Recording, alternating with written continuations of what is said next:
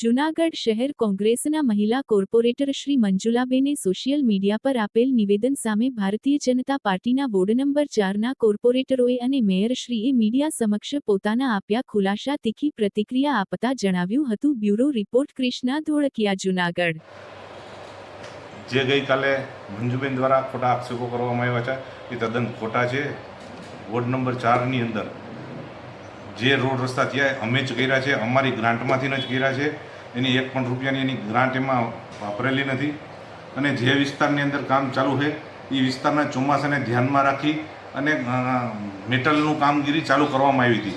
પણ મંજુબેન એવું કહે છે કે તમે ફોન કરાવો છો. હવે અમે પણ કોર્પોરેટર છીએ અને કદાચ એને ફોન કરે તો કોર્પોરેટરની રૂએ એને ફોન કરે તો એને પણ જવાબ દેવાની ફરજ છે. અને એને ભાજપની અંદર આવું હતું. ભાજપની અંદર એને શરત એવી હતી કે મને મેયર બનાવો તો જ હું આવું. એટલે જે શક્ય નહોતું એટલે માનસિક સંતુલન ગુમાવી અને અવારનવાર આવી રીતે અભદ્ર શબ્દો બોલે છે. ખાસ એ આક્ષેપો તદ્દન ખોટા છે, કારણ કે કામગીરી અમે જ કરીએ છીએ, અમારે જ કરવાની છે. અને અમારા વોર્ડ નંબર 4ની અંદર મોટાભાગના રોડ રસ્તાઓ અમે જ કર્યા છે. મંજુબેન કે છો એ તો જોઈએ જ આવે છે, કારણ કે વોર્ડની અંદર અમે અવારનવાર ફોન અમને જ આવતા હોય છે અને અમે જ કામ કરીએ છીએ. એને માત્ર એક ફોન કોઈ વિસ્તારમાંથી ગયો તો પણ એ માનસિક સંતુલન ગુમાવી બેઠા. આ જે રીતના આક્ષેપ કરે છે, જે રીતે વાત કરે છે કે અમે જ કામ કરીને મેયરશ્રી કામ નથી કરતા, મેયરશ્રી બીજાને પૂછીને કામ કરે, શું કહે છો? કારણ કે એને એક પણ કામ એવું કરેલું જ નથી. માત્ર ને માત્ર એ ખોટી વાતો કરે છે. ગઈકાલના સોશિયલ મીડિયાના માધ્યમથી મંજુલાબેન પરસાણાએ જે સભ્ય સમાજને ના સોંપે તેવું વર્તન કાલે જોવા મળ્યું છે. જૂનાગઢના પ્રથમ નાગરિક અને અમારા વોર્ડના 2 કોર્પોરેટર ભારતીય જનતા પાર્ટીના ચૂંટાયેલા છે.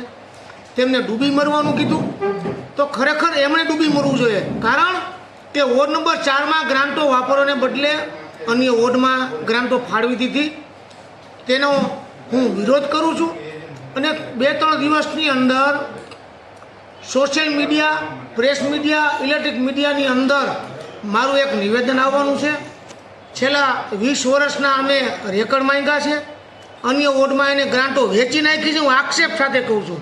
અને મંજુલાબેન પરસાણે ખરેખર જૂનાગઢના પ્રથમ નાગરિક વિશે, બીજા અન્ય 2 કોર્પોરેટર વિશે જે અભદ્ર ભાષા વાપરી છે એ બાબતે મંજુલાબેન પરસાણે ખરેખર જૂનાગઢની પ્રજાની અને વોર્ડ નંબર 4ના નગરજનોની માફી માંગવી છે.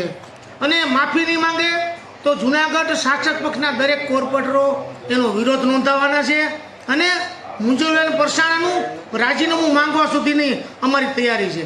ખરેખર મંજુલાબેન રાજીનામું નહીં આપે તો આક્રમક કાર્યક્રમો ભારતીય જનતા પાર્ટી જૂનાગઢ મહાનગર અને ચૂંટાયેલા કોર્પોરેટરો એના માટે લડી લેવાના મૂડમાં છે. જે કરવામાં આવશે શું ખુલાસો આપો જૂનાગઢની જનતા? તેના માટેના નિર્ણય હંમેશા ભારતીય જનતા પાર્ટી શિસ્તવાળી પાર્ટી છે.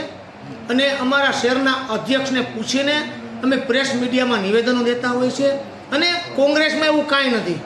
મંજુલાબેન બેફામ બોલતા હોય, આ સભ્ય સમાજને શોભેને એવું વર્તન છે જનરલ બોર્ડની અંદર. અને ખાસ કરીને મા દીકરો 2 સોશિયલ મીડિયામાં, પ્રેસ મીડિયામાં ફેમસ થવા માટે બેફામ વર્તન કરતા હોય. અને જૂનાગઢની પ્રજાને એવું લાગે છે કે આ લોકો જ કામ કરે. ખરેખર સોશિયલ મીડિયાના માધ્યમથી ફેમસ થવું છે, પ્રેસ મીડિયાના માધ્યમથી એને ફેમસ થવું છે, ઇલેક્ટ્રોનિક મીડિયાના માધ્યમથી એને ફેમસ થવું છે. વોર્ડ નંબર 4ની અંદર 1 રૂપિયાનું કામ કરી નથી શક્યા. અને જ્યારથી કોર્પોરેશન અસ્તિત્વમાં આવ્યું ત્યારથી ભારતીય જનતા પાર્ટીનું અસ્તિત્વ જૂનાગઢમાં રહ્યું છે. અને આવતી ચૂંટણીમાં ભારતીય જનતા પાર્ટી હજી બહુમતીથી જીતશે. અને વોર્ડ નંબર 4 એક મોડેલ વોર્ડ છે. હું પ્રેસ મીડિયાના ભાઈઓને કહું છું કે તમે વોર્ડ નંબર 4ની મુલાકાત લો. અને ફક્ત 20% જેટલા કામો જ હવે વોર્ડ નંબર 4માં બાકી રહ્યા છે. અને મોડેલ વોર્ડ જોવો હોય તો તમે વોર્ડ નંબર 4માં આવો. ખાસ કરીને શું થાય છે આ બાબતનું? વોર્ડ નંબર 4માંથી કોઈ ફોન કરતા હોય તો મંજુલાબેન માનસિક સંતુલન ગુમાવી દે છે. ખરેખર એ પણ ચૂંટાયેલા કોર્પોરેટર છે, અમે પણ ચૂંટાયેલા કોર્પોરેટર હોઈએ તો ફોન તો પ્રજાજનોના આવતા હોય.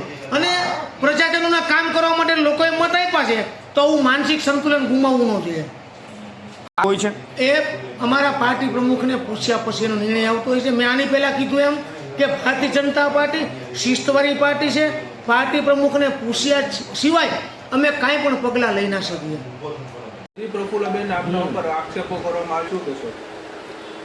Ward number 4 BJP corporator Prafullaben Kherada, જે અમારા કોર્પોરેટર પર આક્ષેપો કરવામાં આવ્યા છે એ તદ્દન ખોટા છે. મંજુબેનને એક આ સ્ત્રી થઈને આવા અપમાનજનક શબ્દ શોભે નહીં, કારણ કે અમે આ વોર્ડમાં 3 કોર્પોરેટર ભાજપના છીએ, તો અમને 3 કોર્પોરેટરો માટે અપમાનજનક શબ્દો બોલ્યા છે. શું શબ્દ બોલ્યા અને શું આક્ષેપો? મંજુબેને એવા આક્ષેપો કર્યા છે કે મારું મકાન, હું 4-5 ટર્મથી ચૂંટાઈ આવું છું, તો મારે એવા ને એવા મકાન છે અને આ બીજા લોકોને બંગલા છે ને આમ ને તેમ ને બધું આક્ષેપો કર્યા છે. પણ કારણ કે હું મંજુબેનને એમ કહેવા માગું છું કે તમે મારે ઘરે આવો, અમારા મકાન 2002માં બનેલા છે, તમે દસ્તાવેજ જોઈ લો, અને હું રાજકારણમાં આવી 2004થી. તો મંજુબેન આ આક્ષેપો કરે છે એ તદ્દન ખોટા છે. બીજે પણ આક્ષેપો કરવામાં આવ્યો હતો કે તમે ભાજપ અને કોંગ્રેસમાં હોય. હું તો 3 ટર્મથી ભાજપમાં જ છું. હું કંઈ પણ કોંગ્રેસમાં કે કોઈ એક પક્ષમાં ગઈ જ નથી, કારણ કે હું બીજેપીના પક્ષમાં માનવાવાળી છું. તમે તમારા વોર્ડમાં કામગીરી નથી કરી કાંઈ? રોડ રસ્તા વિશે શું કહેશો? અમારા વોર્ડમાં કામગીરી 80% કામ પૂરા થઈ ગયા છે, કારણ કે જ્યાં ગટર નખાઈ ગઈ છે, જ્યાં પાણીની લાઈન નખાઈ ગઈ છે, ત્યાં 100% રોડ બની ગયા છે. વાત છે એક સર્વોદયની, કારણ કે સર્વોદયમાં હજી હમણાં જ પાણીની લાઈન નખાણી, તો ત્યાં પછી વરસાદ આવી ગયો, એટલે આ તો કોઈને ખબર ન હોય કે ચોમાસામાં વરસાદ આવે, એટલા માટે એણે આક્ષેપો કર્યા છે કે એને કામ નથી થતા, મેયરને રાજીનામું આપી દેવું જોઈએ, કારણ કે એ તદ્દન ખોટી વાત છે. મેયર વિશે એવું બોલે એ જરાય ચલાવી ન લેવાય, કારણ કે આ જે બીજેપી છે એ શિસ્તબદ્ધ પાર્ટી છે. અમારે સત્તા અને સંગઠન સાથે રહીને કામ કરતા હોઈએ છીએ, એમાં વચ્ચે બોલવું એ નીકળી જાય. પાપીને રાવણ હારે સરખાવ્યા. હાજી, હા હા. જે પાપી કીધા છે અમને કે રાવણ મરી ગયો, આ પાપિયા ન મર્યા, રાવણ સાથે સરખાવ્યા છે, એ વાતને હું તદ્દન વખોડી કાઢું છું. મંજુબેનને આ વિશે માફી માગવી જોઈએ, કારણ કે પાપી કોને કીધા એ નામ લઈને બોલો તો ખબર પડે કે કોણ પાપી છે. મેયર વિશે પણ બહુ ખરાબ ઘણું બોલ્યા છે કે મેયર ચાલે નહીં, અમારી બાજુ આવી જાય, મને ચાન્સ આપે, એવું ઘણું બોલ્યા.